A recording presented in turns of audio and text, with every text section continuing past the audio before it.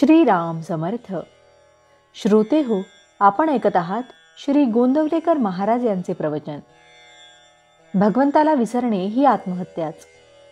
एकदा एका माणसाने पक्वान्ने कशी तयार करावी हे शिकवण्याची शाळा काढली. त्या शाळेमध्ये तो मनुष्य शब्दांच्या साहाय्याने निरनिराळी पक्वान्ने कशी तयार करायची हे आपल्या विद्यार्थ्यांना समजून सांगे. पण त्या विद्यार्थ्यांना घरी भाकरी करून खाण्यापुरते पीठ देखील मिळत नसे. त्यांना त्या पक्वान्नाच्या ज्ञानाचा काय उपयोग होईल बरे? त्याचप्रमाणे वेदांताच्या गोष्टी किंवा ज्ञान हे पक्वान्नाच्या ज्ञानासारखे आहे. जो मनुष्य वेदांताचा नुसताच अभ्यास करतो त्याला त्यापासून तसा काही फायदा होत नाही.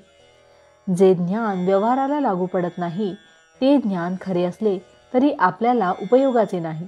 आपल्यात आणि संतांमध्ये फरक हाच की आपण जगतासाठी देव मानतो तर संत देवासाठी जगत मानतात.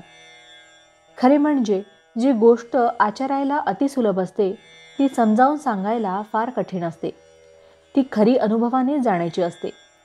ज्याचा अनुभव दुसऱ्यावर अवलंबून आहे तो अपूर्ण समजावा. म्हणजेच जेव्हा मिश्रणाने पदार्थाला चव येते तेव्हा ते दोन्ही पदार्थ अपूर्ण समजावेत. या जगात सर्व दृष्टीने पूर्ण असा एक भगवंतच आहे. त्याला विसरणे ही आत्महत्याच आहे. तेव्हा नेहमी त्याच्या सानिध्यात म्हणजेच त्याच्या नामात राहण्याचा प्रयत्न करावा. सर्व कीर्तनांचे सार हेच असते, फक्त मांडणी निराळी. रामरायांनी सर्व वानरांना सीतामाईंचा शोध करायला सांगितले. जो तो हू करून शोधासाठी निघून गेला. परंतु मारुती अतिबुद्धिमान, त्याने सीतेला कसे ओळखायचे म्हणून विचारले. त्यावर श्रीरामांनी तिचे पुष्कळ वर्णन केले.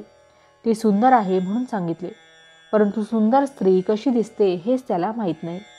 तेव्हा श्रीराम प्रभू त्याला म्हणाले, तुला मी काय सांगतो हे कळलेले दिसत नाही.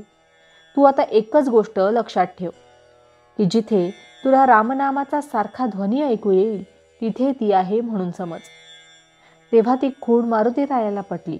ज्याला भगवंताच्या नामाची खूण मनापासून समजली त्याच्या जन्माचे सार्थक झाले. त्याचा परमार्थ सफल झाला आणि त्याला जगात मिळवायचे बाकी असे काही राहिलेच नाही. मारुती रायाची भक्ती फार मोठी. श्रीरामाला वाटले याला आता काहीतरी चिरंजीव असे दिल्याशिवाय याचे समाधान होणार नाही. म्हणून चिरंजीव असे हे आपले नाम त्याला त्याने दिले. त्यामुळे या नामाबरोबर मारुतीही चिरंजीव झाला. भावार्थ, सर्व संतांचे सांगणे आहे की मनापासून भगवंताचे नाम घ्या आणि आपले कर्तव्य कर्म करा. जानकी जीवन स्मरण जय जय राम. महारुद्र हनुमान की जय. समर्थ रामदास स्वामी महाराज की जय. सब संतन की जय. श्री अनंत कोटि ब्रह्मांड नायक राजाधिराज सच्चिदानंद सद्गुरु श्री ब्रह्म चैतन्य महाराज की जय. जय जय रघुवीर समर्थ.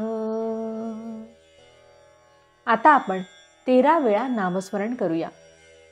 श्रीराम जय राम जय जय राम. श्रीराम जय राम जय जय राम.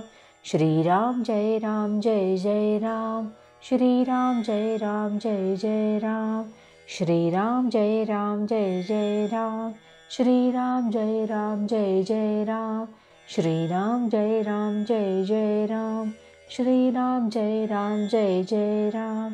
श्रीराम जय राम जय जय राम. श्रीराम जय राम जय जय राम. श्रीराम जय राम जय जय राम. श्रीराम जय राम जय जय राम. श्रीराम जय राम जय जय राम. जय श्रीराम.